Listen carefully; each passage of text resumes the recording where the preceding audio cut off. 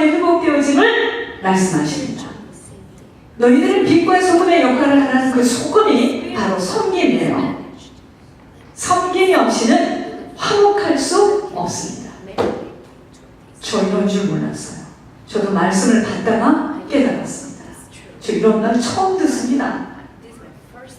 빛과 소금의 역할이 바로 생명의 빛이 우리들 안에 있는 복음의 주체이신 그리스도께서 나타날 수 있는, 자, 주님이 내 안에서 나타날 수 있는 건 어떻게 나타납니까?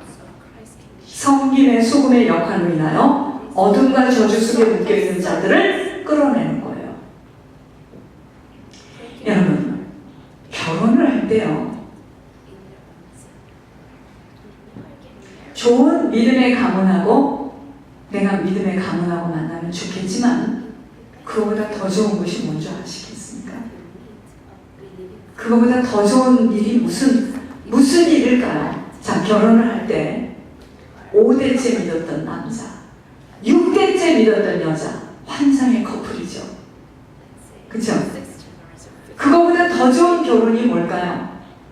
성주의도 잘 듣고 결혼 안 하신 분들 잘 들어야 돼요. 그거보다 더 좋은 결혼이 뭘까요? 박 지사님 똑똑하니까 물어봐야지. 지사님, 그거보다 더 좋은 결혼이 뭘까요? 그렇습니다. 불신자하고 만날 때요, 수없는 영혼들을 생명줄로 건져내겠죠. 거기에는 전제 조건이 있습니다. 이쪽 가문이요, 영적인 힘이 있다면, 그게 뭐죠? 섬길 수 있다면, 비밀이 있다면 다 건져내겠죠.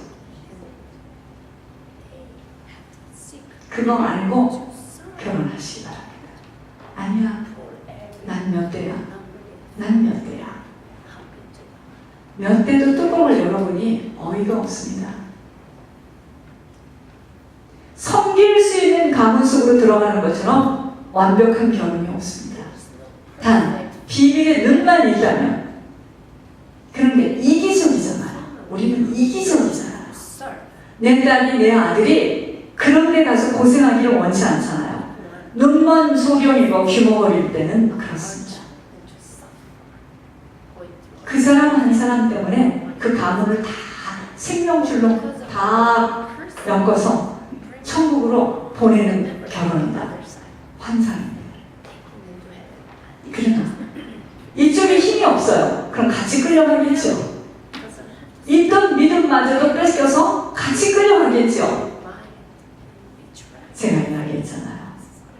일종의 저를 살려주셨던 김인호 박사 처음 만나가지고요, 제가요 천주교 6대라든가 7대라든가, 그런데 내가 우리 철학을, 개신교를 천주교로 다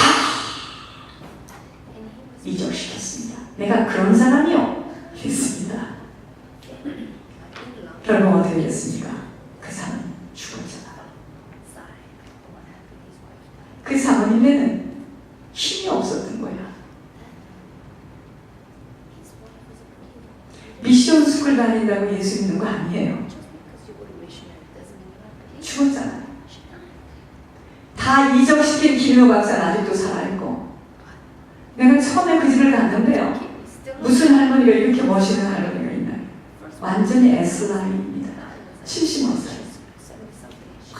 흔들고 다니면서 댄스하고, 한국 그날 막 부채춤 추고요. 1957년에 영빈관에서 결혼식을 일주일 동안 했답니다. 댄스 타고. 어마어마한 가문입니다. 다 필요 없습니다. 죽었어요. 그 할머니 왜 죽었는 줄 아세요?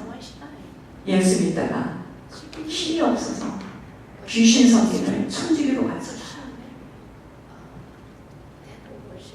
여러분 인생은요, 신앙생활도 마찬가지입니다. 마라톤이에요. 세상에 우리가 실패했다 하더라도 다시 주님 의지하는 사는 것처럼, 신앙생활도 우리가 새롭게 다시 시작하지 않으면, 여러분 우리로서 끝나는 게 아니에요. 절대로 아닙니다. 우리가 살아서 어떻게 신앙생활을 하고 무엇을 남겼느냐에 따라서 그걸 생각하신다면 정신을 똑바로 차려야 됩니다. 그러니까 핑계댈 거 없어요. 뭐 남편이 그러니까, 어머니가 그러니까. 그건 핑계댈 거 없습니다. 남편은 그렇게 하라고 하세요. 어머니는 그렇게 하라고 하세요. 내가 똑바로 쓰면 됩니다. 어둠에 있을 때는요, 모든 섬김이 내 힘으로 되어진 것이기에 내 의로 나를 드러낼 수밖에 없어. 내가 섬겼던 것만큼 되어지지 않는 일에는 고통으로 나타나요. 내가 섬겼던 것이 잘 되어지면 충족으로 나타나요. 그 예가 뭔 줄 아세요? 홀어머니 외아들. 죄송합니다. 의사는 뭐 다 외아들이니까. 홀어머니들의 그 지극정성은요, 예수님을 사랑하고 맘먹어요. 그러니까 그 막 결정적인 순간에 그 사랑을 빼앗겼다는 그 쟁탈전은 무섭습니다. 고부간의 갈등이 그래서 무서운 거예요. 그런 어머니는 악한 어머니입니다. 아들은요, 자기 짝을 만나는 그 순간부터 그 사람의 인생이에요. 더 이상은 어떤 것도 요구해서는 안 됩니다. 도와주면 도와줘도 요구해서는 안 됩니다. 그때 그 가정이 아름다운 가정으로 사는 거예요. 그런데 어떻게 키웠나 이거예요. 청상과학으로 수저를 하면서 꼬집으면서 너를 키우다. 누가 꼬집을 해? 시집까지.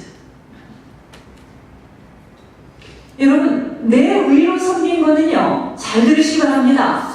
내 생각대로 되어지는 충족이요, 내 생각대로 되어지지 않을 때는 고통이 따른다는 걸 아시죠?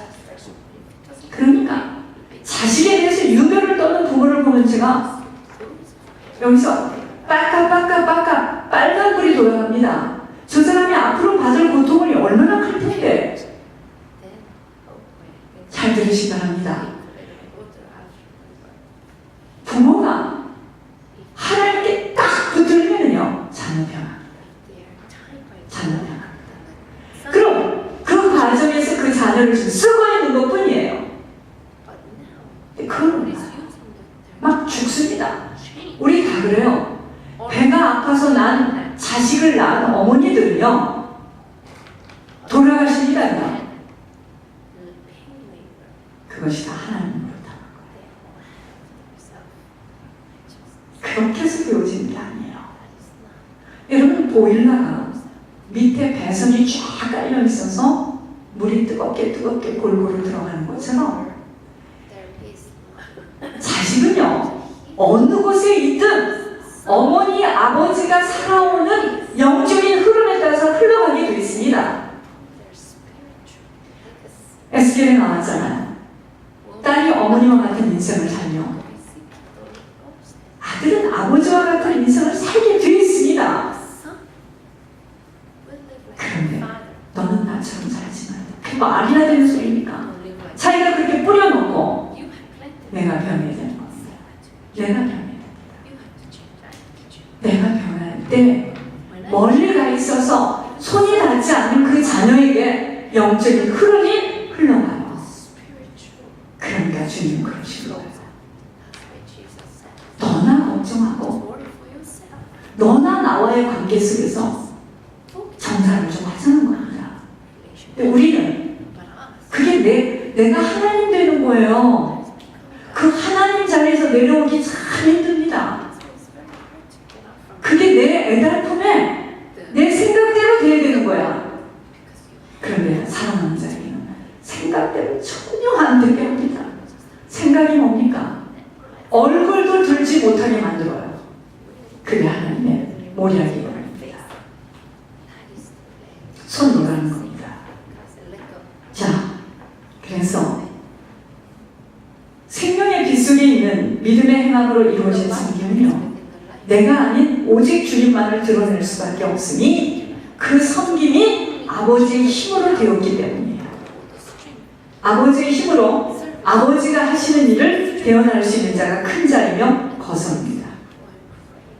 왜 섬길 수 없다고 합니까?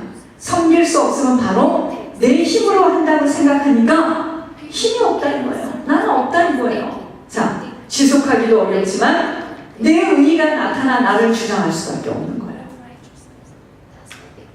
그 무서운 보혈의 피로 인하여 하나님과의 관계를 우리에게 지금 열어주셨는데, 휘장을 열어주셔서 누구든 주님으로만 인하여 아버지에게 나아갈 수 있게 되었습니다. 그 보혈의 피가 뭔지 아세요? 섬김의 희생의 열매입니다. 이곳에 앉아있는 우리 모두는 보혈의 영으로 뒤덮이면 끝나요. 보혈 속에 다 있습니다.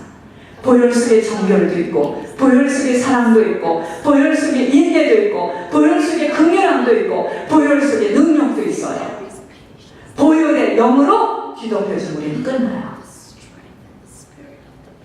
자, 그 무서운 보혈의 피, 섬김의 희생의 열매입니다.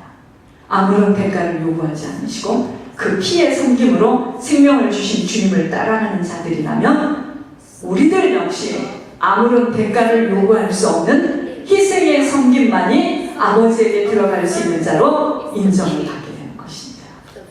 세상을 따라 살아가는 자들이라면, 세상 사람들은요, 악인들의 꾀가 있습니다. 세상 사람들의 꾀가 있어요. 꾀! 그러니까 여러분들 저하고 무슨 이야기를 할 때, 목사님 그거는요, 세상에서는 지금 이렇잖아요. 그런 말 하시면 큰일 납니다. 그러면 여러분들은 세상 사람인 거예요. 우리는 지금 세상에서 사는 사람들이 아니에요. 여기에 몸을 담고 있지만 우리는 천성을 향하여 가는 사람들이기 때문에 저하고 말이 잘 안 통할 겁니다.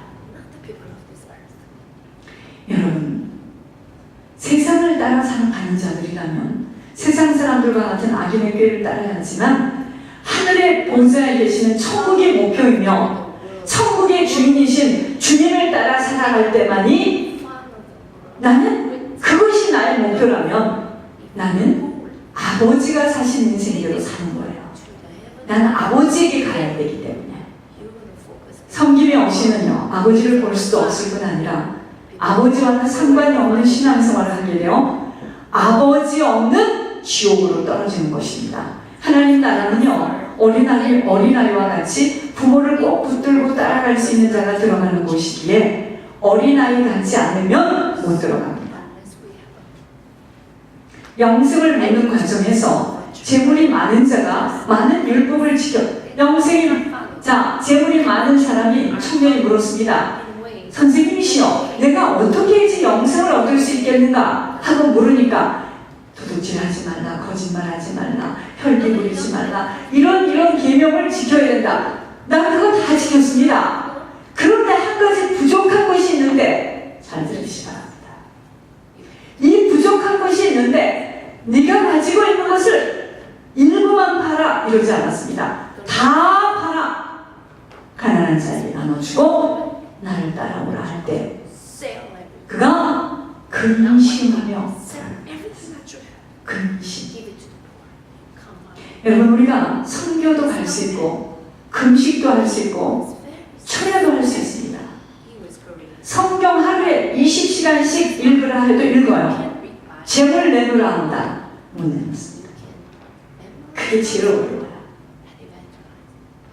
가장 어렵습니다.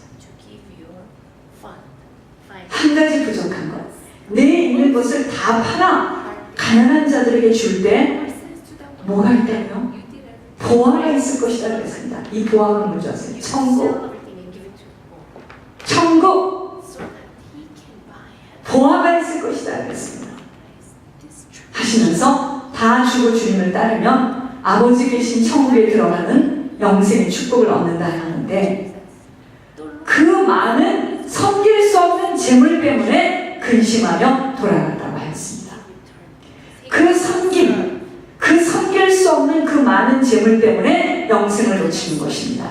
그래서 섬길 수 없는 재물이라면 없는 것이 축복이다. 하나님 나라가 들어가기가 얼마나 어려운지, 낙타가 바늘기로 나가는 것처럼 낙타기가 바늘기로 나가요. 어떻게 나갑니까? 어떻게 그 속으로 들어가서 쏙 나갑니까? 부자가 하나님 나라에 들어가는 것보다 쉽다라고 하십니다.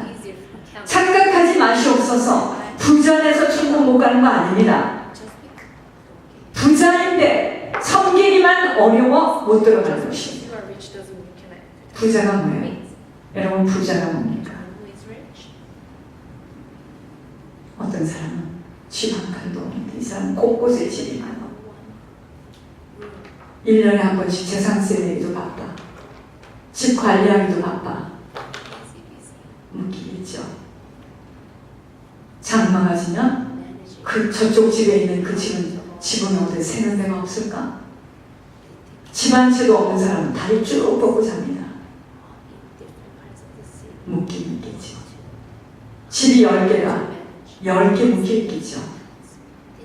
부자라는 게 뭔지 아세요? 묶임이 많다. 아시겠습니까?